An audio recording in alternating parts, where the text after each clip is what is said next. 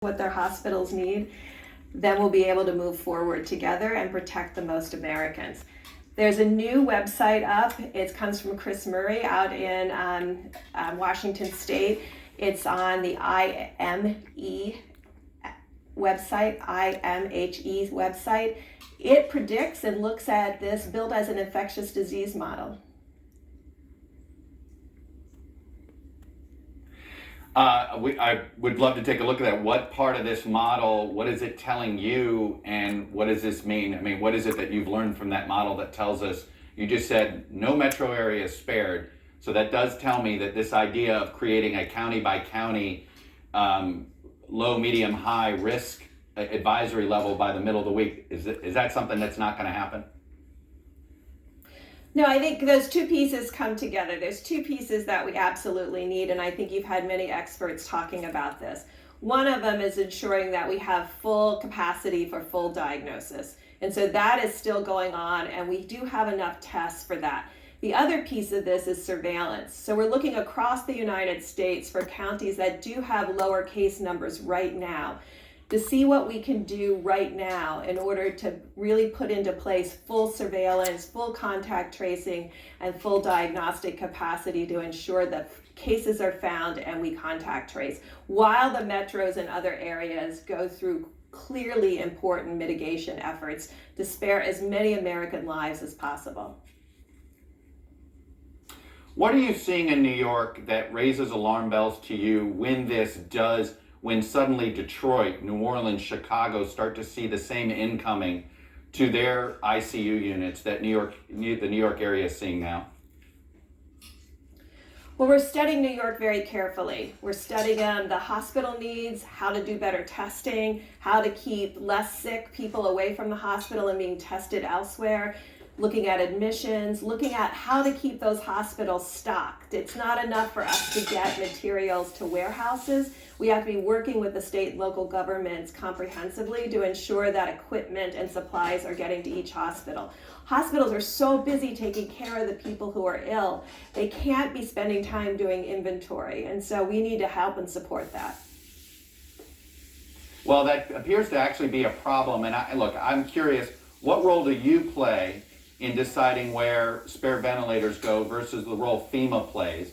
And the reason I ask that is there seems to be some confusion. Governors are complaining that they find themselves either bidding against other states or the federal government and when it comes to different equipment issues. So is the federal government going to take over all procurement and disbursement of medical equipment or not?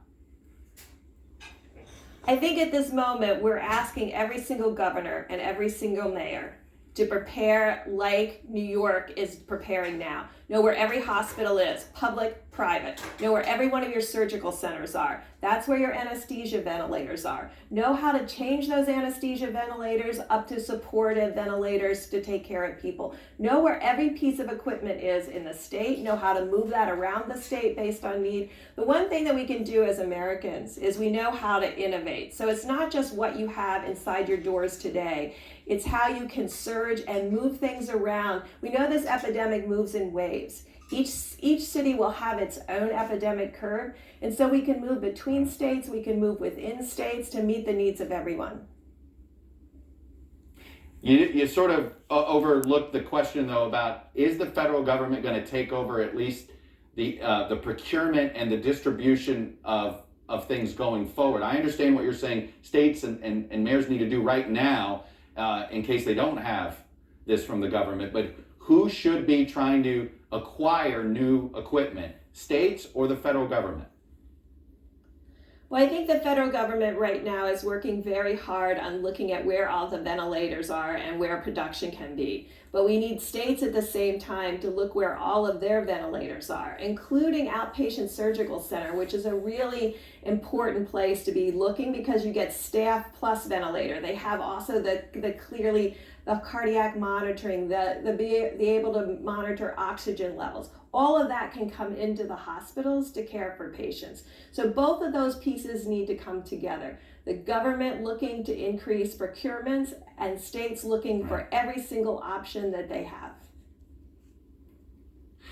New York City, if you could quarantine the tri-state area, and there's a lot of legal hurdles to that. If you could, do you think it would be the best way to slow this virus down?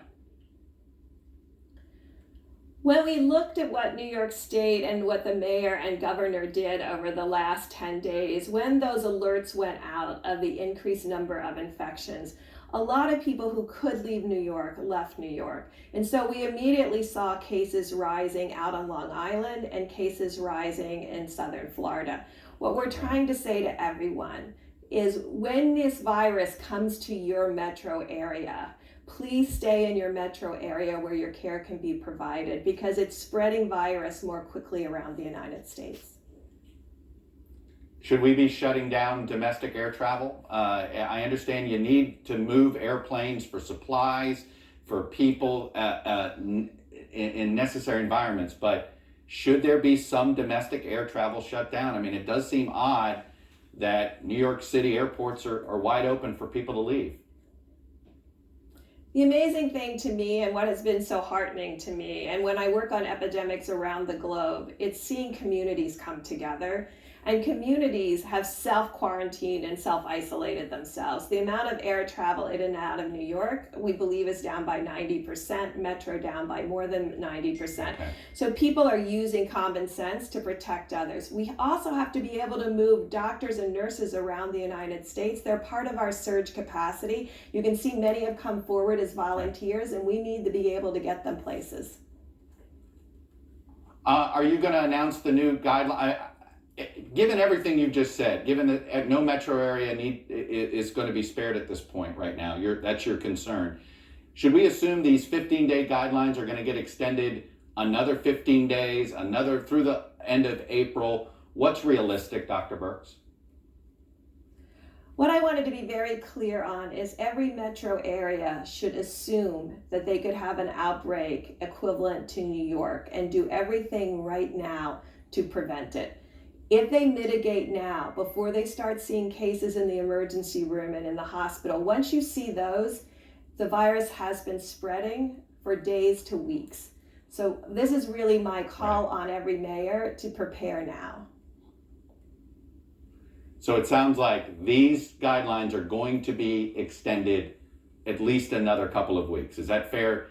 As Americans are watching, should they be prepared to be hunkering down for the rest of April? My job today is to put all the data together, the integrated data of testing, case reporting, the global situation, and prepare the best briefing I can for the president and vice president so they have all the data to make the decision that's best for the American people.